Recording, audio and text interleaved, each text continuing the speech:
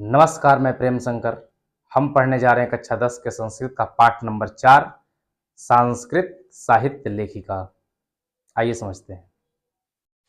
इस पाठ में संस्कृत साहित्य लेखिका अर्थात संस्कृत साहित्य में हुए कवित्री, कवि और लेखिकाएं, इन सभी के बारे में हम बात करेंगे, पढ़ेंगे।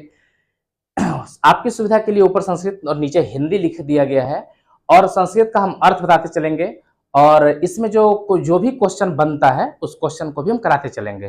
आइए समझते हैं। समाजस्य, जहां भी स्य लग जाएगा, इस स्य का मतलब होता है काके की। आप याद रखिएगा इसको। समाजस्य, समाज की, समाजस्य समाज की। यानम, यान कहते हैं यान कहते हैं वाहन को, गाड़ी को कहते हैं। जैसे वायुयान हवाई जहाज जो कहते हैं, जलयान नाव, ये सबको बोलते हैं जलयान बोलते हैं, या समुद्री जो जहाज हो गया उसको बोलते हैं जलयान बोलते हैं। देवयान, जो देवता लोग जिस यान से चलते हैं उसे बोलते हैं देवयान। तो यान का मतलब होता है वाहन, यानी गाड़ी होता है। समाज की गाड़ी पुरुषय नारी भिस्य च का मतलब और होता है पुरुषय नारी भी, यानी कि समाज की गाड़ी पुरुष और नारी के द्वारा चलती है। समाज की गाड़ी किससे चलती है? तो समाज की गाड़ी पुरुष और नारी दोनों से चलती है। क्वेश्चन आपका बनेगा कि किसकी गाड़ी पुरुष और नारी दोनों से चलती है, तो आप उत्तर दीजिएगा कि समाज की गाड़ी पुरुष और नारी दोनों से चलती है। क्वेश्चन पूछेगा कि समाज की गाड़ी, इसी क्वेश्चन को उलट के पूछा जा सकता है कि समाज की गाड़ी किससे चलती है, तो पुरुष और नारी दोनों से चलती है। आप सोचिए कि समाज में केवल महिलाएं हो तब भी समाज का नाश हो जाएगा, कोई संतान ही नहीं होगा तो समाज कैसे आगे बनेगा। या केवल पुरुष हो तब भी समाज नहीं चलेगा। समाज में पुरुष और स्त्री दोनों का आवश्यकता होती है। तो समाज की गाड़ी पुरुष और नारी दोनों से चलती है। साहित्य अपि, साहित्य पी का मतलब हो गया, इसमें लिखा हुआ है, ये हो गया आपका साहित्य प्लस अपि, और यहां पर एकले है तो एकले का मतलब होता है साहित्य में। साहित्य में अपि का मतलब भी, साहित्य अपि उभयो समानम महत्वम। साहित्य में भी उभय का मतलब होता है दोनों, उभय का मतलब दोनों। यहां पर दोनों आया है किसके लिए? पुरुष और नारी के लिए आया है। साहित्य में भी दोनों समान महत्व रखते हैं। जो साहित्य है, जो कोई भी साहित्य हो, चाहे संस्कृत हो, हिंदी हो, जितना भी दुनिया के साहित्य है, उन सभी साहित्य में नारी और पुरुष दोनों समान महत्व को रखते हैं, समान महत्व को धारण करते हैं। अधुना सर्वभाषा, अधुना आजकल सभी भाषासु, सर्वभाषासु सभी भाषाओं में, अधुना सर्वभाषासु साहित्य रचनायाम स्त्रियों पे भी तत्परा संति यशस्य लभन्ते।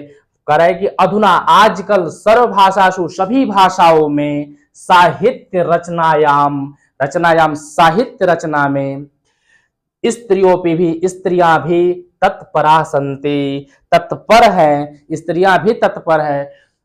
अधुना आजकल सभी भाषाओं में साहित्य रचनायाम, साहित्य रचना में स्त्रियों पे तत्परा संति, स्त्रियां भी तत्पर हैं। आज सभी साहित्य, जितनी भी साहित्य, जो कोई भी भाषा के साहित्य हो, हिंदी हो, संस्कृत हो, जितनी भी भाषाएं हैं, उन सभी के साहित्य में स्त्रियां भी तत्पर हैं।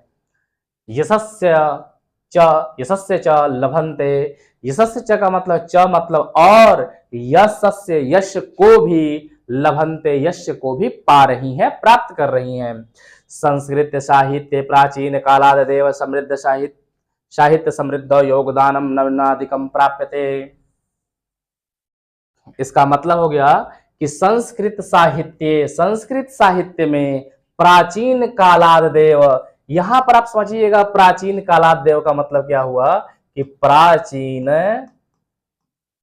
कालादेव नहीं है, ये समझिएगा, इसको कालादेव नहीं पढ़िएगा, कालाद अब प्लस में है एव, ये बना है प्राचीन कालाद। प्राचीन काल कहते हैं समय को, ये काला नहीं है, ये मत समझिए काला देव, काला देव नहीं है, प्राचीन कालाद, प्राचीन काल से ही, एवं माने ही, प्राचीन काल से ही संस्कृत साहित्य में प्राचीन कालाद एवं प्राचीन काल से ही साहित्य समृद्ध हो, साहित्य की जो समृद्धि है, योगदानम न्यूना अधिक प्राप्यते। न्यूना अधिक का मतलब हो गया न्यून प्लस अधिक, न्यून प्लस अधिक, न्यून प्लस अधिक। न्यून का मतलब होता है कम, अधिक का मतलब ज्यादा। यानी कि कहने का मतलब यह हुआ कि संस्कृत साहित्य में प्राचीन कालाद एवं प्राचीन काल से ही साहित्य समृद्ध हो, साहित्य की समृद्धि के लिए योगदानम न्यूना अधिक प्राप्यते। यानी कि जो महिलाएं हैं संस्कृत साहित्य में आज से नहीं प्राचीन काल से ही साहित्य की समृद्धि के लिए योगदान को देते आ रही हैं, कम या अधिक योगदान को प्राप्त करते आ रही हैं। आगे है कि पाठ्यस्मिन। अब यहां से क्वेश्चन बन सकता है कि संस्कृत साहित्य में जो नारी हैं वो कब से अपना योगदान देते आ रही हैं, तो प्राचीन काल से ही अपना योगदान देते आ रही हैं। पाठेनस्मिना अति प्रसिद्धानाम लेखिका नाम एवं चर्चा वर्तते येन साहित्य निधि पूर्णे तशाम योगदान ज्ञायते। कह रहा है कि पाठे अस्मिन, पाठे इस पाठ में, अस्मिन इस पाठ में, यहां पर अति लिखा हुआ है, अति प्रसिद्धानाम, इस पाठ में अति प्रसिद्धानाम, अति प्रसिद्धों का लेखिका नाम एवं, लेखिका नाम एवं, लेखिका नाम एवं, लेखिका के नाम की ही चर्चा वर्तते, चर्चा है। इसमें साफ शब्दों में कहा जा रहा है कि पाठेयस्मिन अति प्रसिद्धानाम, इस पाठ में अति प्रसिद्ध जो लेखिका नाम, लेखिका के बारे में कह रहा है, लेखक के बारे में नहीं। यानी कि इस पाठ में हमें लेखिका के बारे में पढ़ना है, नारी के बारे में पढ़ना है जो संस्कृत साहित्य में लिखी हैं, और पुरुषों के बारे में नहीं पढ़ना है, केवल महिलाओं के बारे में पढ़ना है, नारियों के बारे में पढ़ना है। पाठ्यस्मिन अति प्रसिद्धा नाम, वैसी लेखिकाओं के बारे में पढ़ना है जो अति प्रसिद्ध हैं। लेखिका नाम एवं ही चर्चा वर्तते, इस पाठ में अति प्रसिद्ध जो लेखिकाएं हैं उन्हीं के नामों की चर्चा है। ये न जिससे साहित्य निधि पूर्णे ताशाम योगदानम ज्ञायते, साहित्य निधि पूर्णे, साहित्य निधि को पूर्ण करने के लिए ताशाम योगदान ज्ञायते, उनका योगदान के बारे में जानकारी होती है। ज्ञायते का मतलब जानकारी होती है। यानी कि इस पाठ में महिलाओं के बारे में जो कवित्री हैं, लेखिकाएं हैं, उनके बारे में चर्चा है, और जो साहित्य निधि को पूर्ण यानी साहित्य निधि खजाना को भरने में ताशाम योगदानम ज्ञायते, उनका योगदान को जाना जाता है। इसके बारे में हम पढ़ने वाले हैं।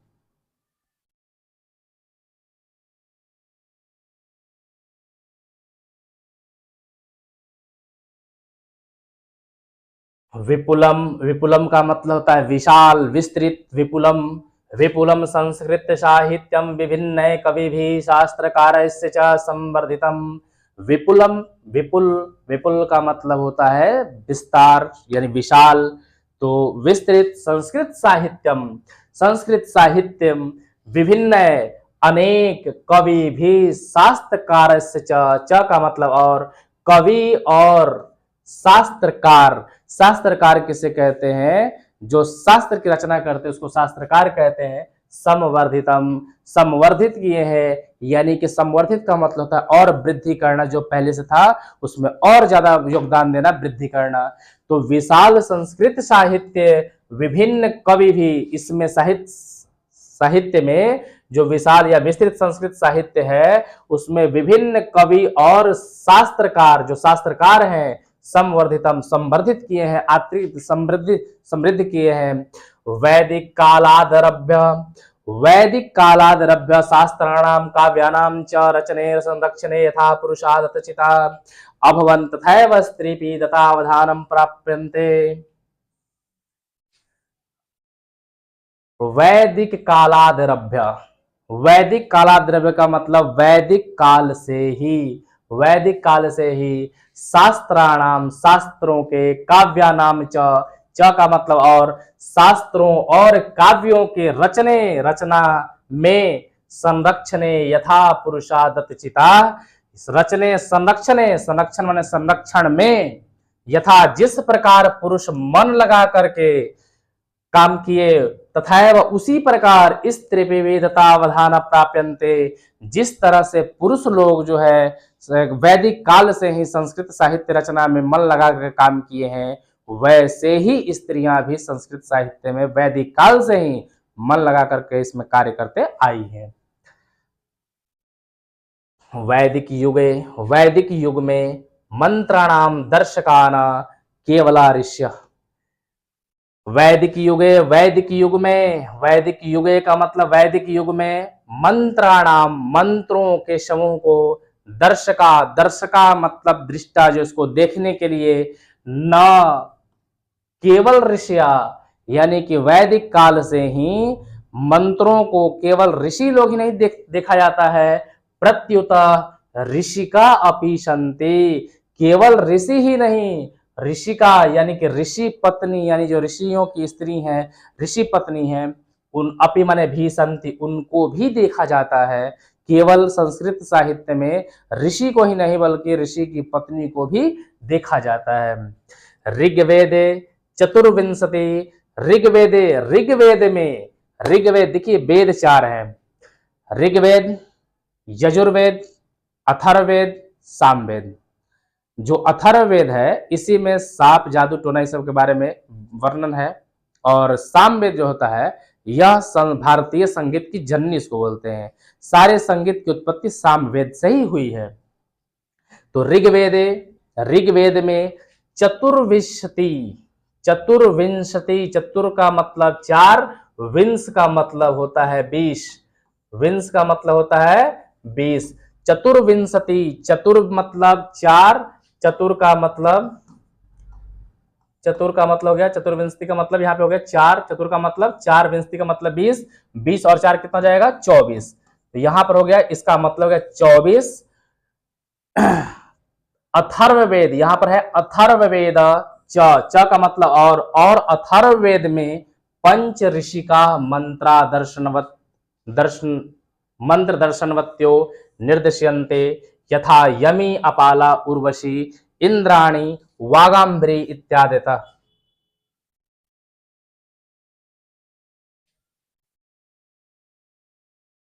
यहां से देखते हैं ऋग्वेद में चतुर्विंशति का मतलब 24, ऋग्वेद में 24, अथर्ववेदे च मतलब और अथर्ववेद में पंच ऋषि का, यानी कि ऋग्वेद में 24 महिलाओं का वर्णन है, 24 नारियों का वर्णन है, 24 लेखिकाओं का वर्णन है, और जो अथर्ववेद है इस अथर्ववेद में 5 ऋषिका का वर्णन है, 5 ऋषि कन्याओं, ऋषि पुत्री, ऋषि का महिलाओं का वर्णन है। मंत्र दर्शन वत्यो निर्दिश्यन्ते, मंत्र दर्शन के लिए इनमें निर्दिष्ट किया गया है, यथा यमी, अपाला, उर्वशी, इंद्राणी, वागाम्भृणी इत्यादि। इसमें से एक नाम है, यहां पर आप उर्वशी जानते होंगे, तो ये देवलोक की अप्सरा थी उर्वशी। तो यमी भी है, अपाला है, उर्वशी है, इंद्राणी है, वागाम्भृणी है इत्यादि, मतलब कि आदि जो है ये 5 कौन कौन है, तो यमी है, अपाला है, उर्वशी है, इंद्राणी है और वागाम्भृणी है। ऋग्वेद के 24 जो ऋषि कन्याएं हैं उनके बारे में इसमें वर्णन नहीं किया गया है, लेकिन 5 अथर्ववेद में है। तो आपसे ये क्वेश्चन पूछ देगा कि उर्वशी किस वेद में से लिया गया है, किस वेद में लेखिका ऋषि कन्या के रूप में रहे हैं, ऋषि के रूप में रहे हैं, तो ऋषिका के रूप में रहे हैं, तो आपको कहना पड़ेगा अथर्ववेद। किस वेद में है, तो 5 कन्याएं जो है, 5 ऋषिका जो है वो अथर्ववेद में है, और 24 कितने हैं, 24 जो है वो ऋग्वेद में है। ऋग्वेद में कितनी ऋषिका का वर्णन है, तो 24 है, और अथर्ववेद में है 5 का वर्णन है। बृहदारण्यकोपनिषदि याज्ञवल्क्य पत्नी मैत्रेयी, ये है बृहदारण्यक उपनिषद। बृहदारण्यक एक उपनिषद है, तो इसी उपनिषद से लिया गया है बृहदारण्यक उपनिषद। याज्ञवल्क्य पत्नी मैत्रेयी। यहां पे समझिएगा, स्य मने काके की, याज्ञवल्क्य पत्नी मैत्रेयी यानी याज्ञवल्क की पत्नी मैत्रेयी। क्वेश्चन बन सकता है कि याज्ञवल्क की पत्नी कौन है? मैत्रेयी। यह जो मैत्रेयी का वर्णन है किस उपनिषद से लिया गया है? तो बृहदारण्य उपनिषद से लिया गया है। मैत्रेयी किसकी पत्नी है? तो याज्ञवल्क की पत्नी है। मैत्रेयी के बारे में कहां चर्चा मिलती है? तो बृहदारण्य उपनिषद में मिलती है। दार्शनिक रुचिमती वर्णिता करे कि बृहदारण्य उपनिषद जो है, बृहदारण्य को उपनिषद जो है, इस उपनिषद में याज्ञवल्क्य की पत्नी मैत्रेयी दार्शनिक के रूप में वर्णिता, दार्शनिक के रूप में उनका वर्णन है। दार्शनिक अब पूछ सकता है कि जो याज्ञवल्क्य की जो पत्नी है उनको वो क्या थी? तो उनको बोलेंगे दार्शनिक थी। क्या थी? याज्ञवल्क्य की। क्वेश्चन नंबर 1 बनेगा कि याज्ञवल्क्य की पत्नी का नाम क्या है? तो याज्ञवल्क्य की पत्नी का नाम है मैत्रेयी। याज्ञवल्क्य की पत्नी का नाम है मैत्रेयी। याज्ञवल्क्य की पत्नी मैत्रेयी क्या थी? तो ये बोला जाएगा दार्शनिक। याज्ञवल्क्य की पत्नी मैत्रेयी का किस उपनिषद में आपको मिलता है वर्णन? तो बृहदारण्य उपनिषद में इनका वर्णन मिलता है।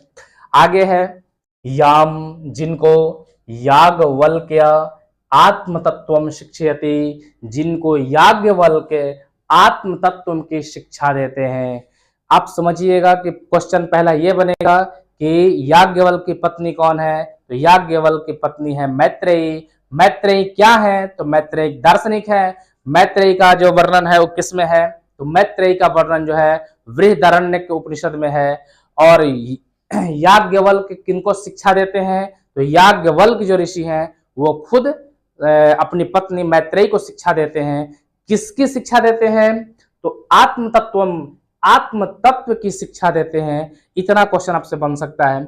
याज्ञवल्क्य ऋषि के यहाँ भगवान शिव और मां सती जो है, ये दोनों जाकर के उनसे राम की कथा सुनते हैं। इसका वर्णन रामचरितमानस में भी है। जनकस्य, जनक की, से मतलब हो जाए कि जनकस्य, जनक की सभायाम, सभा में शास्त्रार्थ कुशला, जनक की सभा में शास्त्रार्थ कुशला, शास्त्रार्थ में जो कुशल हो, जिसकी बुद्धि शास्त्रार्थ में तेज हो। शास्त्र का मतलब समझिएगा, शास्त्र का मतलब आप समझिएगा, शास्त्र का मतलब होता है शस्त्र नहीं है। शास्त्र का मतलब होता है हथियार, लड़ाई झगड़ा करना। शास्त्र का मतलब होता है ज्ञान। दोनों में फर्क है। शस्त्र जो होता है वो शस्त्र इस तरह से लिखाता है, और जो शास्त्र है एक पाई लग जाता है। तो शास्त्र का मतलब होता है ज्ञान, साहित्य के ज्ञान या जो भी ज्ञान विज्ञान है वो शास्त्र में काउंट किया जाता है। और शस्त्र में जो होता है ये हथियार आ जाएगा, जैसे धनुष हो गया, गदा हो गया, ये सब शस्त्र है। और जो शास्त्र है जिसमें पढ़ाई लिखाई की बातें चलती है तो वो शास्त्र है। तो यहाँ बोला जा रहा है कि जनकस्य सभायाम, जनक की सभा में शास्त्रार्थ कुशला, शास्त्रार्थ यानी शास्त्र में जो कुशल है, शास्त्रार्थ कुशला गार्गी। उसका नाम क्या है? शास्त्रार्थ कुशला कौन है? तो गार्गी है। शास्त्रार्थ कुशला कौन है? तो गार्गी है। शास्त्रार्थ कुशला कहां पर रहती हैं? तो जनक की सभा में। कहां है? तो जनक की सभा में। वाचनवी तिष्ठति स्म, वाचनवी का मतलब होता है जो बोलने में भी कुशल हो उसको बोलते हैं वाचनवी, यानी वक्ता जो होता है उसको बोलते हैं वाचनवी तिष्ठति स्म। यहां से क्वेश्चन बनेगा कि गार्गी कौन है? तो गार्गी जो है वो एक वक्ता है, शास्त्रार्थ कुशला है, जो शास्त्रार्थ को अच्छी तरह से जानती हैं, शास्त्र को जानती हैं। कहाँ रहती हैं? तो जनक की सभा में रहती हैं। महाभारते अपि, महाभारत में भी, जीवन पर्यंतम, जीवन पर्यंत, जीवन भर, महाभारते अपि, महाभारत में भी। महाभारत आप लोगों को पता होगा कि महाभारत जो है वेद व्यास, जिनको वेद व्यास तो एक उपाधि है, उनका वास्तविक नाम है कृष्ण द्वैपायन, जिनको हम वेद व्यास बोलते हैं। माता सत्यवती और ऋषि पराशर जो थे उनके पहले पुत्र थे वेद व्यास थे। और वेद व्यास ही चारों वेदों की रचना की है, इसलिए उनका नाम होता है वेद व्यास होता है।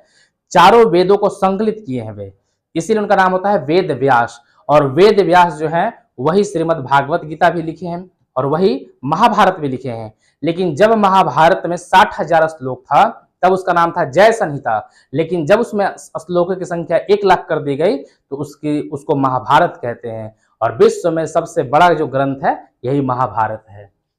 तो महाभारते अपि, महाभारत में भी जीवन पर्यंतम, जीवन भर वेदांत अनुशीलन पराया। वेदांत, वेदांत क्या होता है? तो वेद जो है बहुत जटिल भाषा में लिखे हुए हैं। वेद को समझने के लिए, वेद को समझ पाना बहुत मुश्किल था, तो वेद को समझने के लिए वेद से बनाया गया पुराण बनाया गया जो सरल संस्कृत में लिखे हुए हैं। वेद जो है बहुत जटिल संस्कृत में लिखे हुए हैं जिनको समझ पाना कठिन है, तो वेद को आसान बनाने के लिए लाया गया पुराण लाया गया, उस पर उपनिषद लाया गया। उसी को बोलते हैं, उपनिषद को ही बोलते हैं वेदांत, यानी कि जो वेदों के अंत, यानी कि वेदांत का मतलब जो वेद, जहां वेद का अंत होता है, यानी कि वेद का तो अंत हो ही नहीं सकता है, लेकिन जहां पर वेद, जो साहित्य की अगर हम बात करें तो जहां साहित्य में वेद का अंत हुआ और वहां से जब उपनिषद सब आया, इसको बोलते हैं हम लोग वेदांत बोलते हैं। तो जीवन पर्यंतम महाभारते अपि, महाभारत में भी जीवन पर्यंत, जीवन भर वेदांत अनुशीलन पराया, जो जीवन भर वेदांत अनुशीलन के पराया, यानी कि वेदांत के अनुशील पराया का मतलब हुआ कि वेदांत को पालन करने वाले, सुलभाया, नाम है उसका सुलभाया, वर्णनम लभ्यते, सुलभा का वर्णन मिलता है। सुलभा नाम की एक महिला है, उसका वर्णन मिलता है कहां पर? तो महाभारत में मिलता है। जो जीवन पर्यंत वेदानुशीलता के प्राय का मतलब वेदों के हिसाब से जो है वह कार्य करती रही है। लौकिक संस्कृत साहित्य, देखिए अब इस दुनिया में दो चीज होते हैं, लौकिक और पारलौकिक।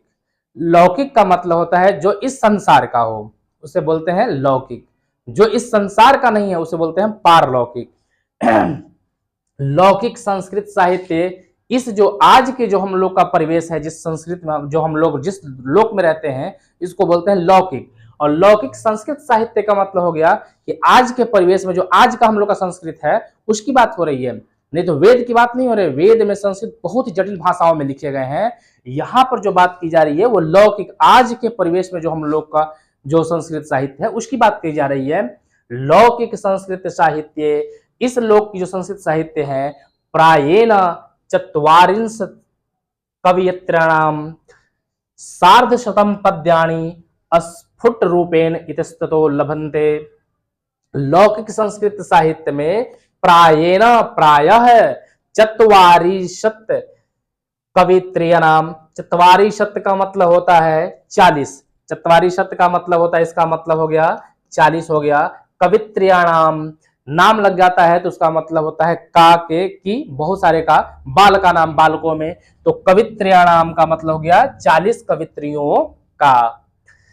सार्धशतम, सार्धशतम का मतलब समझिएगा ये बना है स प्लस अर्ध, अब प्लस में हो जाएगा शतम, तो आप समझिएगा स का मतलब हो गया 7, अर्ध का मतलब आधा, शत का मतलब 100, यानी कि 100 का आधा आप कीजिएगा तो 50 तो होगा ही होगा, अब प्लस में कितना हो जाएगा 100 हो जाएगा, तो 100 प्लस 50 कितना हो जाता है 150। सार्धशतम का मतलब हो गया इसका 150, सार्धशतम का मतलब हो गया आपका 150 हो गया।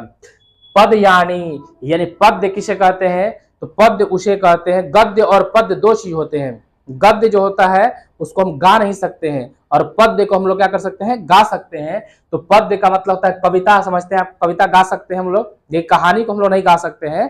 तो यहाँ पर पद्यानी का मतलब हो गया कि 150 कविताओं को स्फुटेन रूपेण, स्फुट का मतलब होता है स्पष्ट रूप से, स्पष्ट रूप से, इतस्ततो लभन्ते, एकदम आराम से जो है मिल जाता है, आराम से हम लोग इसको प्राप्त कर सकते हैं, स्पष्ट रूप से ये जहां तहां क्या होता है मिल जाता है।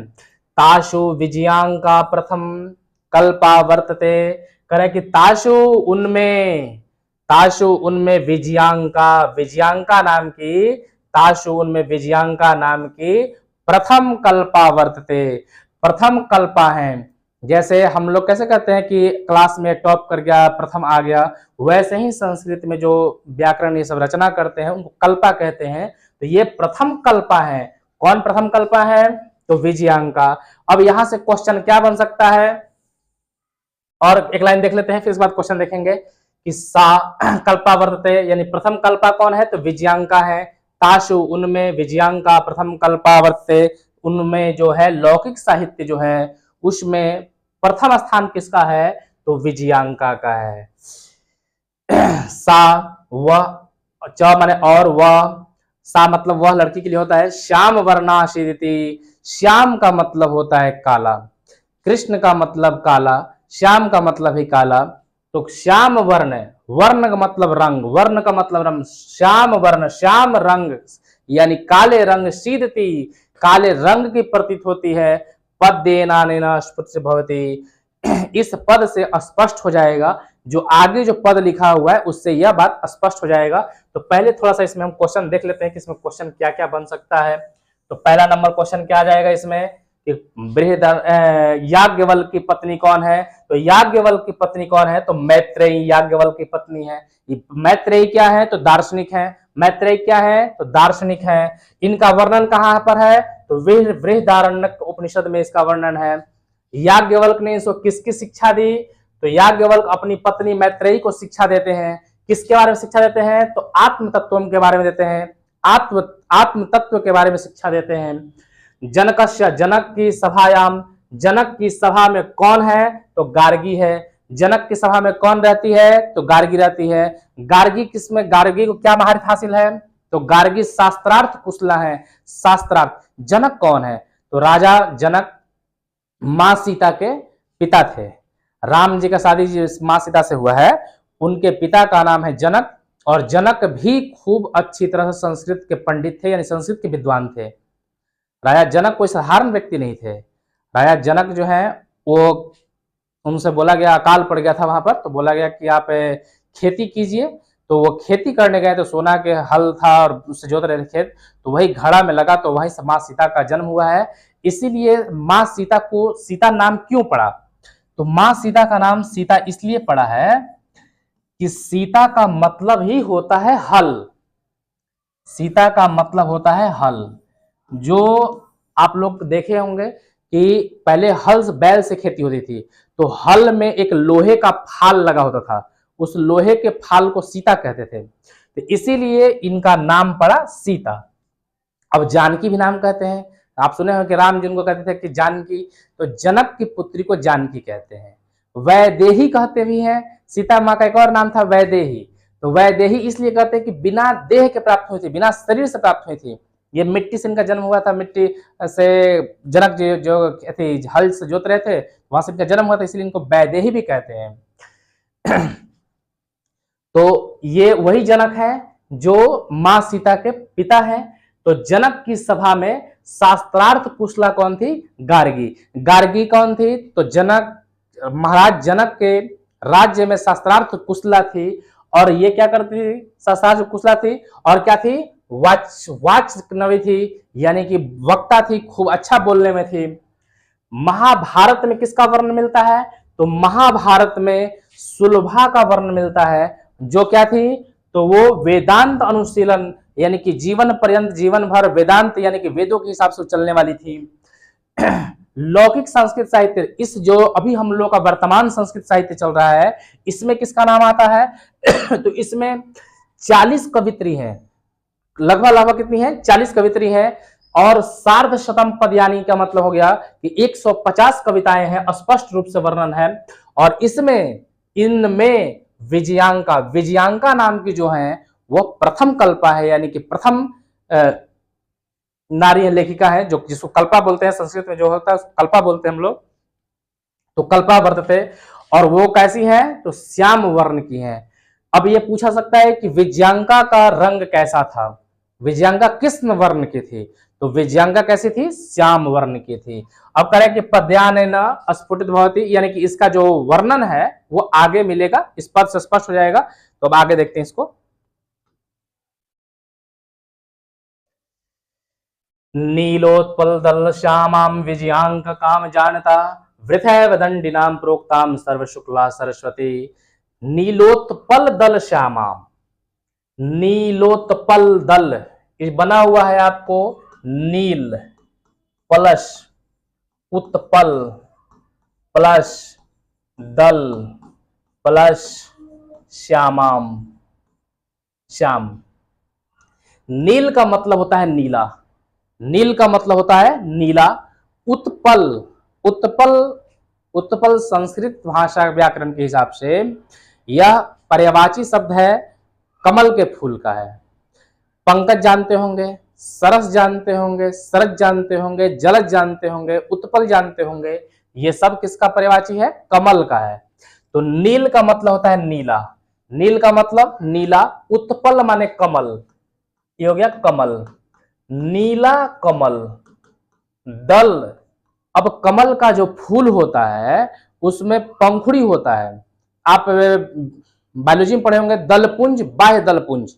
दल कहते हैं जो बाहर से जो पत्ता जो सटले रहता है उसको बोलते हैं। तो नीला कमल का जो बाहरी का जो पंखुड़ी होता है उसको बोलते हैं नील, नील उत्पल दल बोलते हैं। और वो कैसा रंग का होता है? श्याम, यानी वो काले रंग का होता है।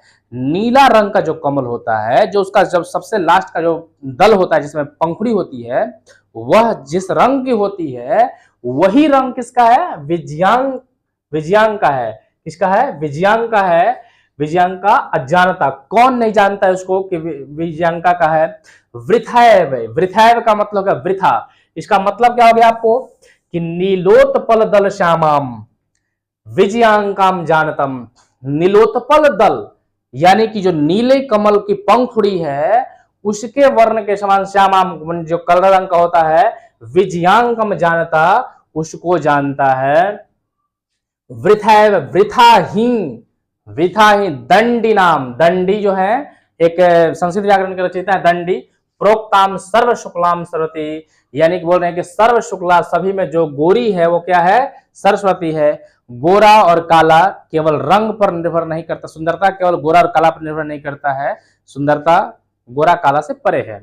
कि नीलोत्पल दल श्यामाम, नीलोत्पल यानी कि नीले कमल के समान जो श्याम जो होता है वो विजयांकम, जो विजयांका है जानता। वृथा, वृथा है बेकार ही। दंडी प्रोक्ता मैंने बोले। सर्व शुक्ला सरस्वती, सरस्वती को क्या बोले कि सर्व शुक्ला है, ये बेकार ही बात बोले हैं। आगे है तस्याह काला, उनका समय। इन लोगों के बारे में जो बात हो रहा है, सरस्वती के बारे में हो रहा है, विजयांका के बारे में जो बात हो रहा है, इनका समय क्या है? तो तस्या काला, उनका समय अष्टम शतक। अष्टम का मतलब 8, शतक का मतलब होता है 100। मित्यनुमे शतकम, शतकम इत्यनुमेते। इत्य मतलब होता है कि ऐसा, अनुमेते का मतलब अनुमान किया जाता है कि उनका जो समय रहा है वह 8वीं सदी रहा है, 8वीं शताब्दी रहा है। अभी कौन सी शताब्दी चल रही है? अभी तो अभी हम लोग का 21वीं सदी चल रहा है। अभी हम लोग का कौन सा सदी चल रहा है? 21वीं सदी चल रहा है। लेकिन आपके मन में आ रहा होगा कि 2025 है, लेकिन इसको कहता है लोग 21वीं सदी। 2025 को 21वीं सदी हम कैसे कहते हैं, समझते हैं इसके बारे में। जब समय 0 से चालू हुआ था तो 0 से लेकर के 99 तक को बोला गया पहली सदी, पहली सदी। अब 100 से लेकर के 199 तक को बोला गया दूसरी सदी, सेकंड सदी।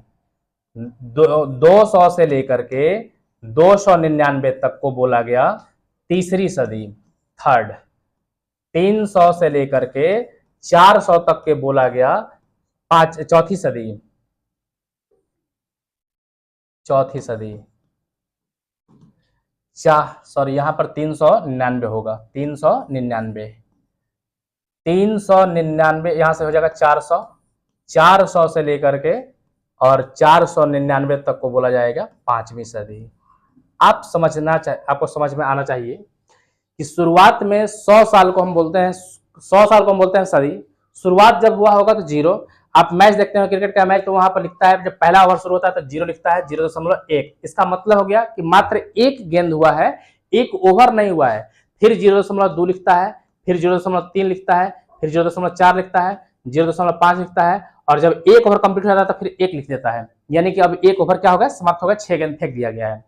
अब यहाँ पे समझिए कि जब जब ईसवी सन शुरुआत हुआ होगा, जिस टाइम से हम लोग गणना चालू किए होंगे, ईसा मसीह के जन्म के 6 दिन के बाद से हम लोग चालू करते हैं। 25 दिसंबर को ईसा मसीह का जन्म हुआ था, और 6 दिन के बाद यानी 31 तारीख के बाद से 1 तारीख को हम लोग फिर से नया साल मनाते हैं। वो ग्रेगरियन कैलेंडर है, ठीक है। तो ग्रेगरियन कैलेंडर के हिसाब से चलता है। तो यहाँ पर आप समझिए कि जब जीरो से स्टार्ट हुआ होगा, तो जीरो से फिर 1 2 3 4 होते हुए 99 तक गया होगा। तो इस 100 साल के समय को ये 99 हो गया, और 0 से 1 यानी कि 1 साल बना होगा। तो इस 100 साल को बोलेंगे पहली सदी।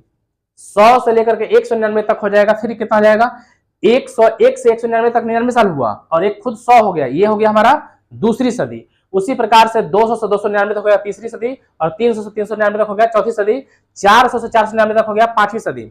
आप यहां से ध्यान रखिएगा, पांचवी है तो 500 नहीं है, 500 से कम है। पांचवी सदी है तो 500 से क्या है, कम है, यानी कि 500 से यहाँ पे क्या है, कम है, ये 499 होगा और 400 तक जाएगा। अब यहाँ पे मान लीजिए अगर आप सब लिख देंगे 600 से यहाँ पे 699 लिखेंगे, तो आपको समझ में आना चाहिए कि देखिए पांचवी में 500 नहीं होता है, पांचवी में 500 नहीं होता है, तो यहाँ पर जो 600 से क्या है, 699 है, इस 700 में कम है तो 7वीं सदी हो जाएगा। यानी कि 600 आपको दिखाई दिया, 6 दिखाई दिया इसमें, तो एक आपको बढ़ा के बोलना है। जैसे इसमें 100 नहीं था, पहली सदी बोला गया कि 100 से लेकर के 199 यानी कि 1 इसमें है तो दूसरी सदी बोला गया। 200 से लेकर 299 है यानी कि 2 लगा हुआ है, तीसरी सदी बोला गया। 3 से लेकर के यहाँ पर 3 है तो यहाँ पे चौथी सदी बोला गया। 4 है तो ये बोला गया 4 है तो यहाँ बोला गया 5वीं सदी। एक बढ़ा के बोलना है। 6 है तो यहाँ पे 6 जो है तो 7वीं बोला जाएगा। इसीलिए 2000 ईस्वी से लेकर के 2099 ईस्वी तक को हम बोलेंगे 21वीं सदी।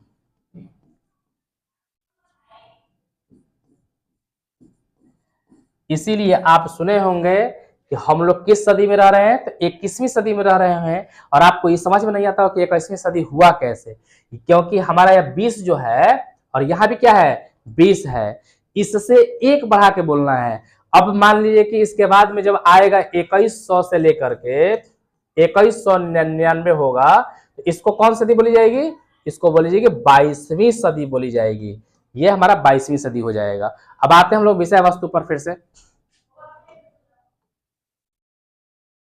तो अष्टम तस्या काला, उस समय अष्टम शतकम इत्यनुमेते, यानी कि उस टाइम पे 8वीं सदी का अनुमान किया जाता है। चालुक्य वंशीय, चालुक्य वंश की चंद्रादित्य की राज्ञी, राजा की पत्नी को राज्ञी कहते थे, तो राज्ञी विजय भट्टारिकैव विजयांका इति मन्यते। इसका मतलब समझते हैं कि उस काल जो उनका समय जो काल था वो कौन सा साल था, तो 8वीं सदी था। अब 8वीं सदी का मतलब आपको समझ में आ रहा होगा कि 700 से लेकर के ये 799 का समय चल रहा है, इसको हम बोलते हैं 8वीं सदी। तो तस्य काला, उनका जो काल है, अष्टम शतकम इत्यनुमन्यते, उनकी जो काल है वो 700 से लेकर के 799 वर्ष के बीच में आंकी गई है, अनुमान किया जाता है। चालुक्य वंशीय, चालुक्य वंश की चंद्रादित्य, चंद्रादित्य राजा का नाम है, चंद्रादित्य राज्ञी, चंद्रादित्य राजा है, उनकी राज्ञी, राज्ञी का मतलब उनकी रानी पत्नी विजया भट्ट एव है यहाँ पर, तो विजया भट्टरिके को ही विजयांका इति मन्यते। कुछ लोग जो है विजयांका को क्या कहते हैं कि विजय भट्ट जो थी, जो राजा चंद्रादित्य की पत्नी थी, उन्हीं को विजयांका माना जाता है, लेकिन ऐसा नहीं था। ये अलग है और ये अलग है, लेकिन बहुत सारे लोग क्या कहते हैं कि बोल रहा जा रहा है कि विजयांका इति मन्यते, यानी कि विजया भट्ट को ही लोग विजयांका मान लेते हैं, ऐसा नहीं है। तस्य काला, अब यहां से क्वेश्चन क्या आएगा कि जो चालुक्य वंश के जो राजा थे चंद्रादित्य, उनकी पत्नी का क्या नाम था, तो उनकी पत्नी का नाम था विजया भट्ट। क्या नाम था, विजया भट्ट। अब ये भी क्वेश्चन पूछा जा सकता है कि विजया भट्ट का समय रहा है वो कौन सी शताब्दी रहा है, तो वो 8वीं शताब्दी रहा है। कौन शताब्दी रहा है? तो 8वीं शताब्दी रहा है। विजया भट्ट को क्या मान लिया गया था? तो विजयांका उन्हीं को माना गया था, ऐसा लोग मानते हैं। यहाँ जो कि सत्य नहीं है, दोनों अलग अलग चीज है, दोनों अलग अलग थे लेकिन इनको माना गया है वही। आगे किंचशीला भट्टारिका देव कुमारिका रामभद्रम्बा प्रभृत्यो दक्षिण भारतीय संस्कृत लेखिका स्व स्फुटत पद्य प्रसिद्धाम। कह है कि शीला भट्टारिका देव कुमारिका रामभद्रम्बा प्रभृत्यो, ये जो है प्रभृत्य हुए, शीला हुए, कौन हुए? शीला भट्टारिका हुए, देव कुमारिका हुए, राम भद्रम्बा प्रभृत्य हुए, महान हुए, दक्षिण भारतीय, दक्षिण भारत में संस्कृत लेखिका के रूप में महान हुए। स्व माने अपने, स्फुट पद्य स्पष्ट पद्यों में प्रसिद्ध हैं। अपने द्वारा रचित उन लोगों का जो पद्य है उसमें क्या है? स्पष्ट रूप से इनका प्रमाण मिलता है।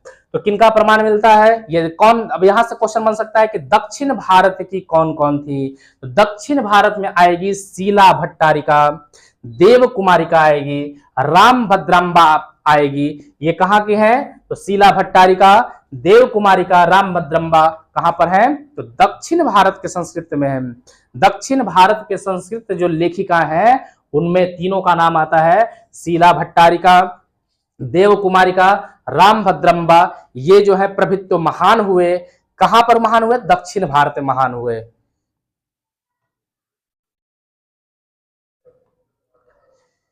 विजयनगर राज्य की नरेश मतलब राजा संस्कृत भाषा संरक्षण आए। जो विजयनगर साम्राज्य था ये हम्पी नदी के किनारे बसा हुआ था। विजयनगर जो साम्राज्य है यह जो है हम्पी के किनारे बसा हुआ राज्य है, दक्षिण भारत में राज्य है, नरेशा है। संस्कृत भाषा संरक्षण आए, संस्कृत भाषा के संरक्षण के लिए, संस्कृत भाषा को संजोने के लिए, बचाने के लिए, संरक्षित करने के लिए कृत प्रयास किए। आसन्नति विदित में जो विदित किया गया है, मतलब कि जितना प्रयास किए वे लोग जानते हैं।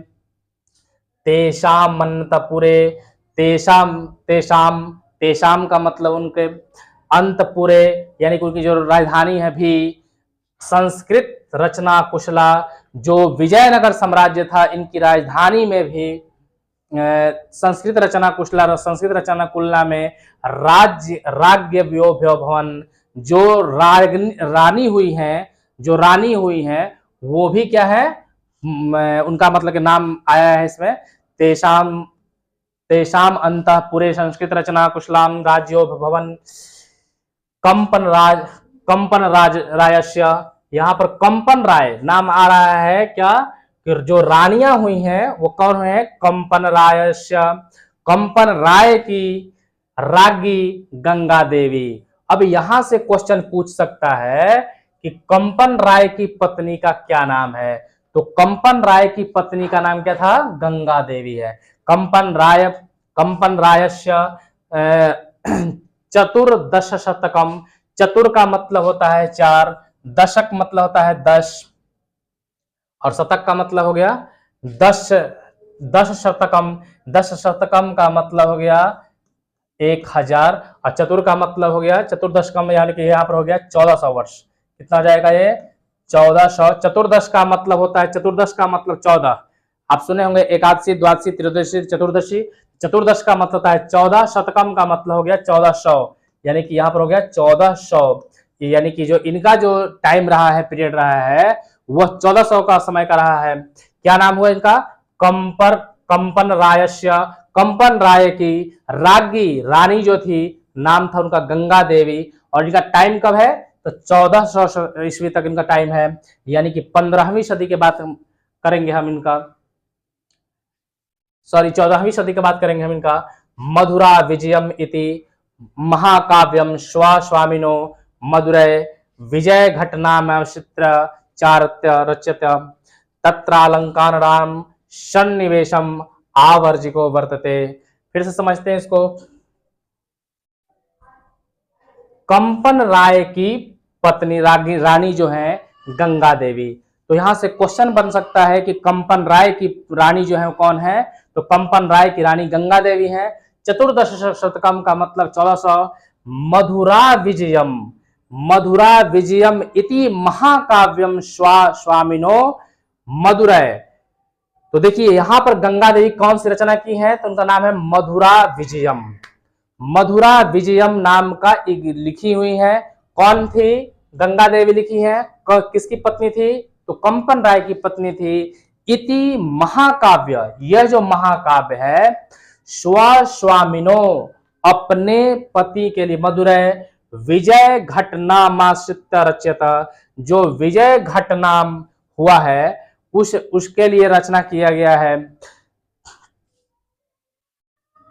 तत्र अलंकारानाम, ये तत्रालंकारानाम नहीं है, तत्र प्लस अलंकारानाम, उनका अलंकार का मतलब उनका श्रृंगार होता है, यानी कि इनका जो विवरण है सन्निवेश आवर्जक वर्तते, यानी कि इसमें जो अलंकार जो प्रयोग हुआ है सन्निवेश सुंदर आवर्जक वर्तते, यानी कि जो सुंदर इनका प्रयोग हुआ है।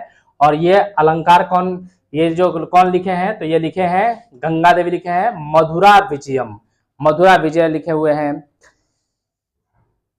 तो इसमें क्वेश्चन क्या बनेगा कि कंपन राय की पत्नी कौन थी, तो कंपन राय की पत्नी कौन थी, गंगा देवी थी। इनकी शताब्दी कौन सी थी, तो इनकी 14वीं शताब्दी है।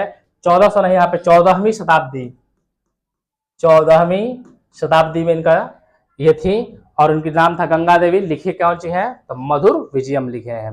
किस पे लिखे हैं, तो महाकाव्य लिखे हैं स्वस्वामी, अपने पति के लिए लिखे हैं, अपने स्वामी के। विजय घटनाम, विजय घटना जो है आश्रित, विजय घटना जो हुआ विजय किए थे कहीं पे, तो वो उसी के बारे में रचना किए हैं। तस्मिन्नेव राज्ये षोडश शतके शासनम कुर्वत अच्युतरायस्य राज्ञी तिरुलाम्बा वादर वरदम्बिकां पर्णय नाम्यं प्रौढ़ं चंपुकाव्यं रचितम्। तस्मिन् एव, उसमें, उनके ही, तस्मिन् एव उन्हीं के, राज्य, राज्य में, षोडश शतके, षोडश का मतलब होता है 16, 16वीं शताब्दी तक, 16वीं शतक शासनम कुर्वतम, शासन को 16वीं शताब्दी तक किए। आपको अभी कुछ देर पहले पढ़े थे 14वीं सदी तक उनका जो है शुरुआत हुआ था, और 16वीं शताब्दी तक उनका मतलब कि 16वीं सदी तक वो शासन किए हैं। अच्युत रायस्य, अच्युत राय की राज्ञी, राज्ञी का मतलब रानी, तिरुमलांबा। यहां से क्वेश्चन बनेगा कि अच्युत राय की जो रानी है उनका क्या नाम है, तो अच्युत राय की रानी का नाम है तिरुमलांबा। अब यहां से है कि जो विजयनगर जो साम्राज्य था ये कितना सदी तक रहा है, तो 14वीं से लेकर के 16वीं सदी तक इनका शासनकाल का यहाँ वर्णन है। तो अच्युत रायस्य राज्ञी तिरुमलांबा वरदम्बिका परिणय नामक प्रौढ़ चंपू काव्यम रचत, कि रानी जो थी अच्युत राय की जो रानी तिरुमलांबा है, वरदम्बिका परिणय, वरदम्बिका परिणय नामक प्रौढ़, प्रौढ़ का मतलब विशाल, चंपू काव्य रचियत, यानी कि वरदम्बिका परिणय नामक प्रौढ़ यानी विशाल चंपू काव्य की रचना की है। चंपू काव्य की रचना किसने की है, तो चंपू काव्य की रचना की है तिरुमलांबा। तिरुमलांबा कौन थी, अच्युत राय की रानी के नाम क्या था, तिरुमलांबा था। तत्र वह संस्कृत गद्य, तत्र वह संस्कृत गद्य, गद्य की छटा, छटा का मतलब मनोहर, जो उसमें पढ़ने में मनोरंजन लगे, उसमें मतलब कि छटा जो है, संस्कृत की छटा जो है, समस्त पदावल्या, समस्त पद में, ललित पद विन्यासन, ललित का मतलब मनोहर, पद विन्यासन चातीव, चा प्लस अतीव शोभते, जो लिखे हैं संस्कृत में उसकी जो छटा है, और समस्त पद जो है वल्य, ललित का मतलब मनोहर, विन्यासन, मनोहर विन्यास को, अतीव मतलब बहुत शोभते हैं उसमें। संस्कृत साहित्य, संस्कृत साहित्य प्रयुक्ताम दीर्घतम, संस्कृत साहित्य में प्रयोग सबसे दीर्घ, सबसे बड़ा, समस्त पदम अपि, सब समस्त पद जो होते हैं अभी, तत्रैव लभ्यते, सबसे बड़ा जो संस्कृत में पद है वो भी इसमें दिखाई पड़ता है। आधुनिक काले, आधुनिक समय में संस्कृत लेखिकाशु आधुनिक समय में संस्कृत की लेखिकाओं में पंडित क्षमाराव, आज की जो समय में है तो वो कौन है, पंडित छमाराव हैं। इनका टाइम दिया हुआ है 1890 से 1953 ईस्वी तक इनका पीरियड दिया गया है। पंडित छमाराव का टाइम कब से कब तक है, तो 1890 से लेकर के 1953 तक है। लेकिन तिरुलांबा का समय कब से था, 16वीं सदी में इनका समय है। और उस 16वीं सदी में वहां का राजा कौन थे, तो अच्युत राय राजा थे। कहाँ के राजा थे, तो विजयनगर साम्राज्य के राजा थे। नामेध्या विदुषी अतीव प्रसिद्ध। आज का समय है उसमें संस्कृत लेखिकाओं में पंडित छमाराव का जो नाम है विदुषी अतीव प्रसिद्ध, इनका जो है बहुत प्रसिद्ध है, इनका नाम बहुत प्रसिद्ध है। तया स्वपितु, वे अपने पिता शंकर पांडुरंग पंडितस्य, शंकर पांडुरंग उनके पिता का नाम है। यहां से क्वेश्चन बन सकता है क्या, तो छमाराव जो है उनके पिता का नाम क्या है, तो शंकर पांडुरंग है। पंडितस्य, पंडित का मतलब था विद्वान, शंकर पांडुरस्य पंडित यानी विद्वान की महतो, उनकी महता का वर्णन किया गया है। विदुषो जीवन चरितम, उनका जीवन चरित्र, शंकर पांडुरंग के जीवन चरित्र को ये लिखे हैं, उसका नाम है शंकर चरितम। शंकर चरितम इति रचितम, यानी शंकर चरित नामक एक रचना किए हैं। और उनका रचनाकर्ता का नाम है पंडित छमाराव नाम है उनका। और उनके पिता का नाम क्या था, तो शंकर पांडुरंग है। और इनका समय है 1890 से 1953 तक इनका समय है। किस पे लिखे हैं, तो जीवन चरित्र, अपने पिता का जीवन का चरित्र पे लिखे ग्रंथ लिखे हैं, उसका नाम क्या है, शंकर चरितम। शंकर चरितम लिखे हुए हैं।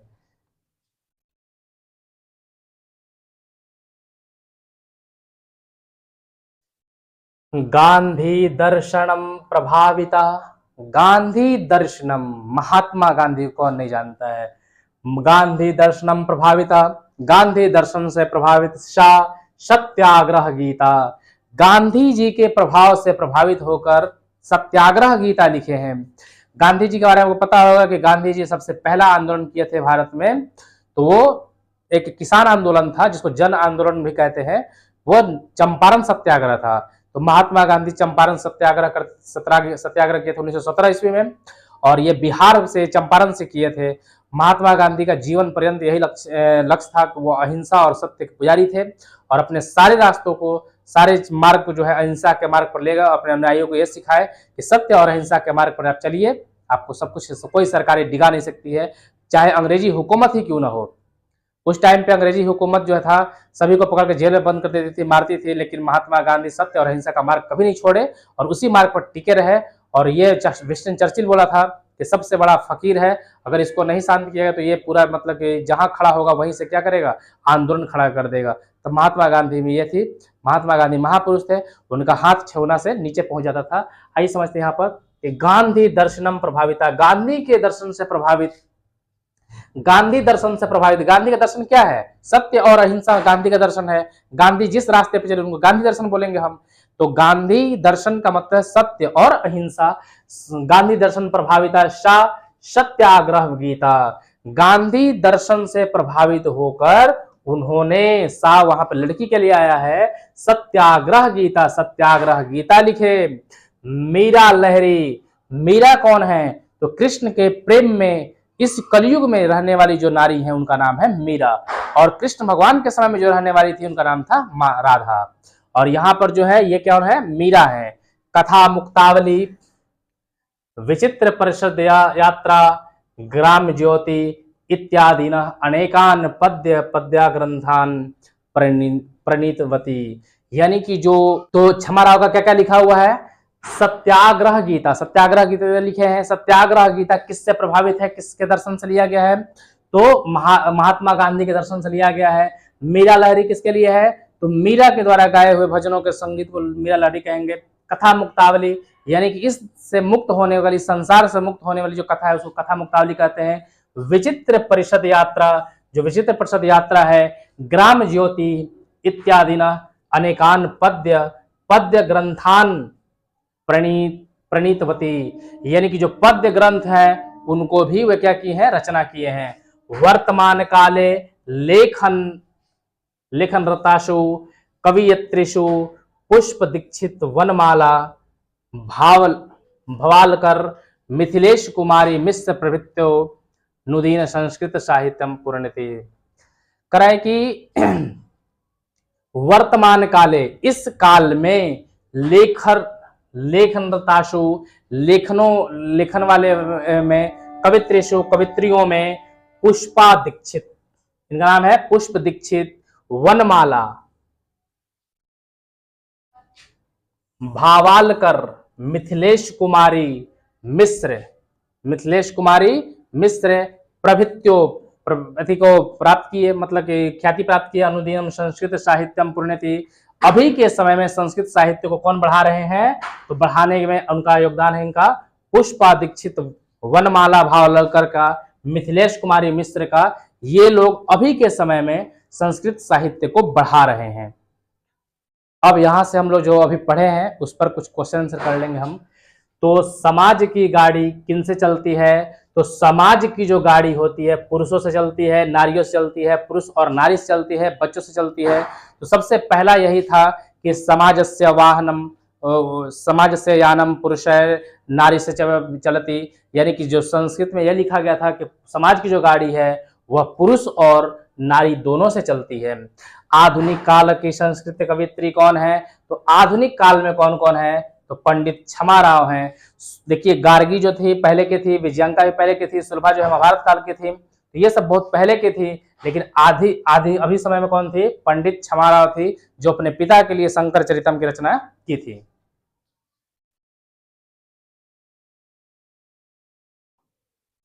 शंकर चरितम की रचना किसने की है, तो शंकर चरितम की रचना किसने की, पंडित क्षमा राव की। ऋग्वेद में कितनी मंत्र दर्शिकाएं ऋषिकाओं का वर्णन है, उल्लेख है, तो ऋग्वेद में जो है 24 था, और अथर्ववेद में 5 ऋषि कन्याओं के वर्णन है। तो इसमें क्या हो जाएगा आपका ऑप्शन नंबर बी हो जाएगा 24। ऋग्वेद में कितने हैं, 24 हैं। अथर्ववेद में कितनी महिलाओं का वर्णन है, तो अथर्ववेद में 5 महिलाओं का वर्णन है। लौकिक संस्कृत साहित्य में लगभग कितनी कवित्रियों के पद मिलते हैं, तो 40 कवित्रियों के 150 पद थे। हम लोग पढ़े हैं कि 40 कवित्री थी, तो 40 उनकी संख्या हो गई, और पदों की संख्या कितनी होगी, तो 150 थी उनकी पदों की संख्या।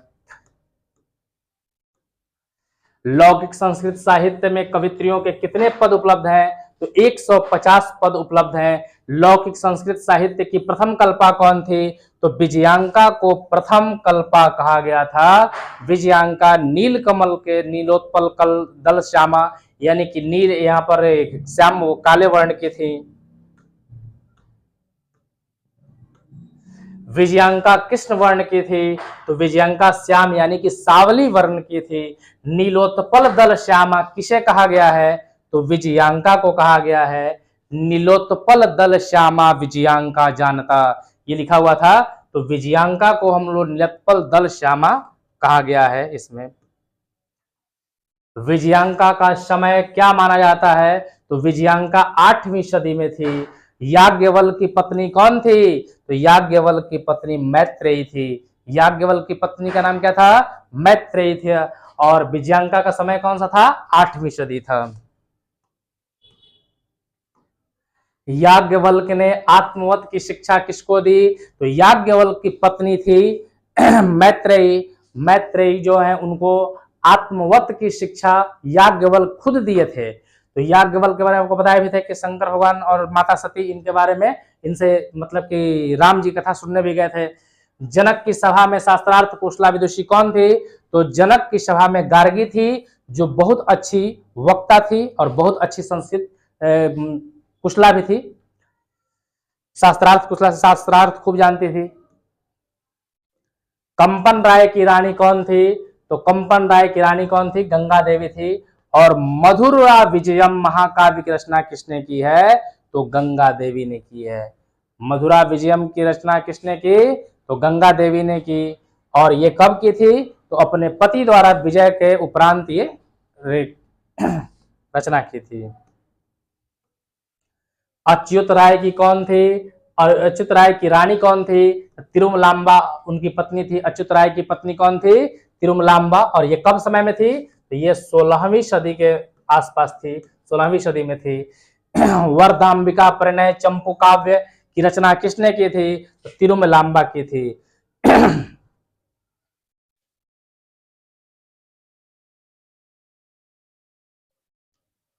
और वर्तमान काल साहित्य लेखिका में कौन प्रसिद्ध है? तो मैत्रेयी पहले की थी, याज्ञवल्क्य की पत्नी थी विजयांका, तिरुमलांबा ये सब पहले की थी। वनमाला भावलकर ये जो है अभी आधुनिक समय की ये हैं, जो अभी इनका जो पीरियड जो है 1953 के पहले का है, 1890 से 1953 के समय के बीच का इनका रहा है। पंडित छमाराव के पिता कौन थे? तो पंडित छमाराव के पिता थे शंकर पांडुरंग, और शंकर पांडुरंग के नाम पर ही शंकर चरितम की रचना किए थे, उन्हीं पिता के जीवनी पर।